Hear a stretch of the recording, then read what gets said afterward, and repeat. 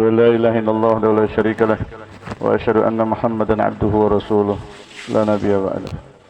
Di sini kita belajari bagaimana orang-orang dahulu menghadapi kemiskinan yang mereka alami.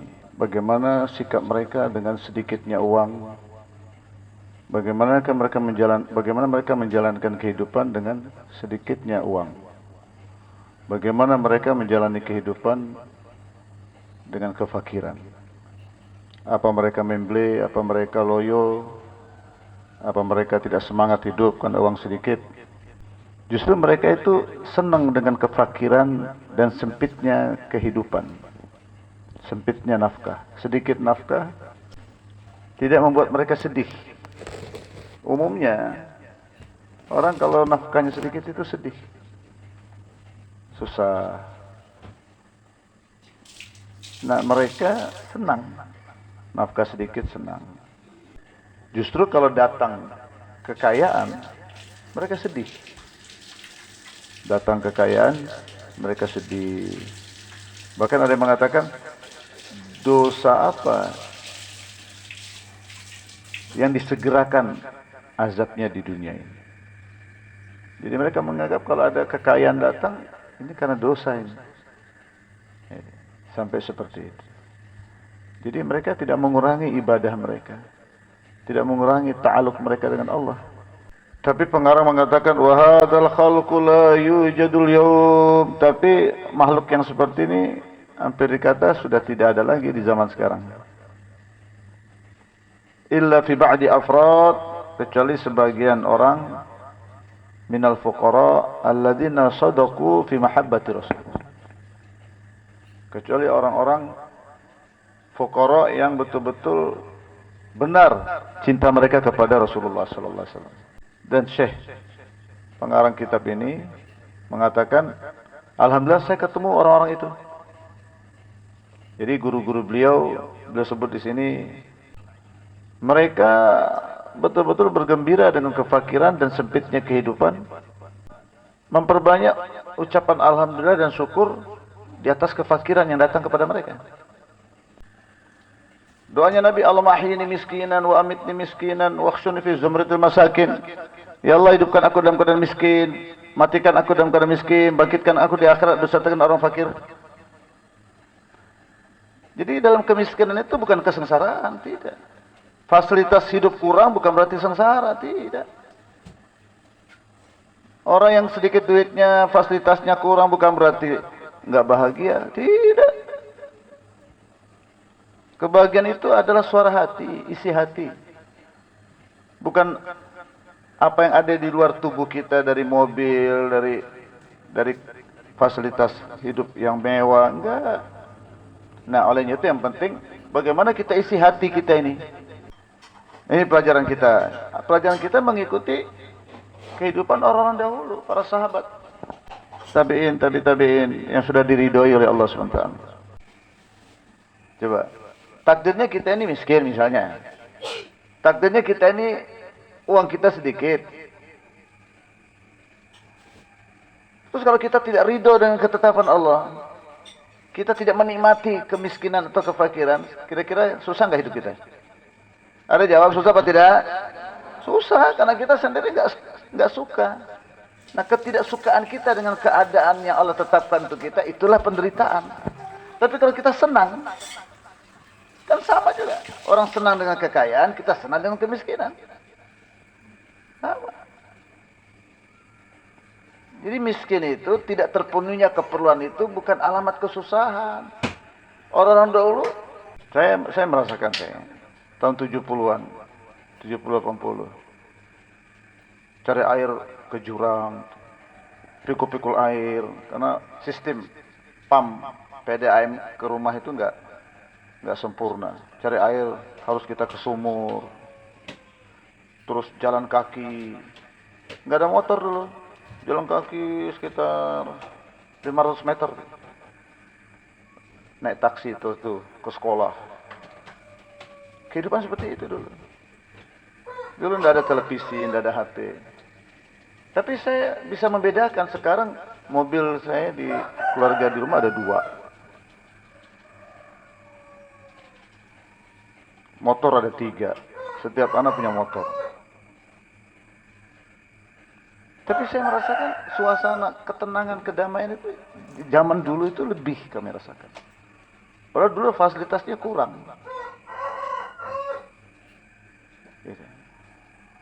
Jadi kita dianjurkan memang tidak melihat. La tamuddanna 'ainaik. Jangan kamu bilolo mengarahkan pandangan matamu kepada kenikmatan-kenikmatan materi yang diberikan kepada orang kafir. Kebahagiaan bukan di situ, ketenangan bukan di situ. Jadi bangunan yang besar-besar, pesantren, bukan itu. Tapi kita jaga kebersihan. Jangan sudah miskin, sudah fakir, kemudian jorok. Ya, tambah susah juga itu hati itu kalau itu. Jadi hendaknya kita syukur dengan yang ada, puji Allah dengan yang ada. Sering-sering mengucapkan Allahumma lakal hamdu wa lakal syukru. Allahumma lakal hamdu wa lakal syukru. Kemudian justru kita bagaimana wujudkan rasa kenikmatan di dalam kefakiran, di dalam kekurangan fasilitas itu. Kita syukuri. Jangan kita mengeluh. Jangan biasakan kita mengeluh dengan kekurangan fasilitas, jangan. Alhamdulillah ala kulli hal. Dalam setiap keadaan puji Allah, dalam setiap keadaan puji Allah. Rezeki yang kurang atau kehidupan yang sempit secara zahir, penghasilan sedikit. Tapi Rasulullah sallallahu alaihi wasallam sebagai pemimpin kita yang kita warisi ilmu ini dari beliau. Coba lihat apa yang beliau doakan. Doa beliau, Allahumma ja'al rizqa ali Muhammadin quta wa fi riwayah kifafa. Ya Allah, jadikanlah rizki keluarga Muhammad itu sekedar yang untuk makan atau sekedar cukup, enggak berlebihan. Jadi kalau untuk makan cuma 1 piring. Kalau kita tempat tinggal sekedar kita bisa tidak terkena panas, hujan, alhamdulillah kita dapati itu. Olehnya itu kita harus jalankan asas kehidupan sederhana. Jangan lihat ke atas, lihat ke bawah. Terus syukuri yang ada. Kalau kita nggak mensyukuri yang ada, mengeluh, terus lihat ke atas, ya nggak bisa cukup gitu, nggak bisa cukup. Diangkat nanti keberkahan itu.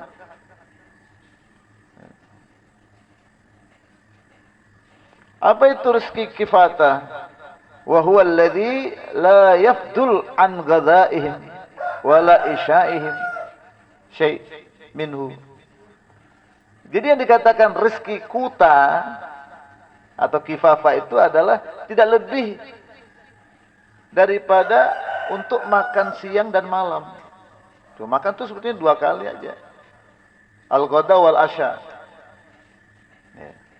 Enggak lebih dari itu. Siapa yang merasa aman dirinya dan jasadnya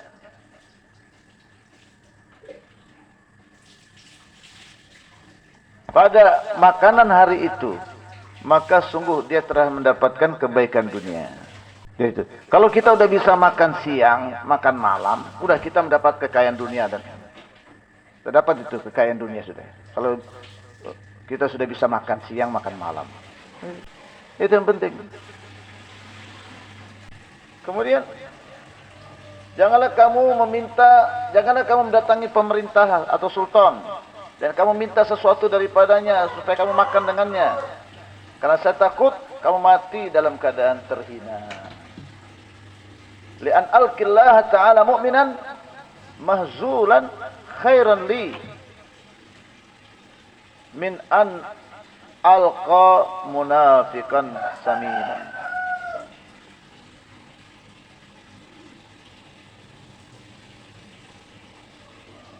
Tatkala saya jumpa Allah Subhanahu wa taala dalam keadaan beriman, lapar, lebih saya cintai daripada saya jumpa Allah dalam keadaan munafik yang gemuk. Kita mati gemuk, tapi hati kita dipenuhi dengan nifak. Atau kita mati perut kita kosong, lapar, tapi hati kita terisi dengan iman. Pilih yang mana? Lebih baik saya mati dalam keadaan lapar, tapi hati dipenuhi dengan iman, daripada mati dalam keadaan kenyang, tapi hati dipenuhi dengan kenifakan. Ini bimbingan orang-orang kita dahulu, orang tua-tua kita dahulu. Perut kenyang, terpenuhi segala keperluan, itu bukanlah maksud hidup kita. Terkadang untuk mencapai itu, cari uang banyak-banyak, enggak peduli haram halal, tidak peduli dakwah terbengkalai, tidak peduli ibadah terbengkalai, tidak peduli akhlak terbengkalai. Kamu dapat hikmah ini dari mana? Ibrahim bin Adam. Dulu dia sultan, jadi waliullah. Keluar kalimat-kalimat yang menyegarkan hati umat, membangkitkan semangat umat dalam beribadah. Kamu dapat dari mana ini? Faqala bibadarin 'arin wa qalbin khaif wa batnin ja'i. Kata beliau, dengan badan telanjang. Artinya badan telanjang dengan badan tidak berpakaian. Artinya badan tidak berpakaian, badan cuma satu pakaian. Jadi bukan mikir banyak beli baju, itu maksudnya. Kata Kiai Mufassir, baju yang terbaik adalah baju yang dia menjadi khadim kepada kamu. Baju yang terburuk kalau kamu jadi khadim kepada baju kamu. Saking banyaknya pakaian, jadi ngurus pakaian susah. Nyucinya, jemurnya dan sebagainya. Jadi saya dapat hikmah karena badan yang telanjang dari pakaian, badan yang kosong dari pakaian, dan hati yang diisi dengan rasa takut. Hati yang diisi dengan rasa takut, dan perut yang diisi dengan kekosongan. Badan tidak banyak pakaian, hati diisi rasa takut, dan perut kosong. Beliau mengatakan, nil tuha biqillatil akli. Saya mendapatkan hikmah dengan sedikit makan. Wa qillatin naum, dan sedikit tidur. Wa qillatul kalam, sedikit bicara. Wa adamu iddikhari syai' li gadin, dan tidak menumpuk makanan untuk hari esok. Tidak menumpuk makanan untuk hari esok. Dari mana kamu punya hikmah? Kata-kata kamu kok hikmah? Sedikit makan, sedikit tidur, sedikit bicara, dan tidak menumpuk makanan untuk hari esok.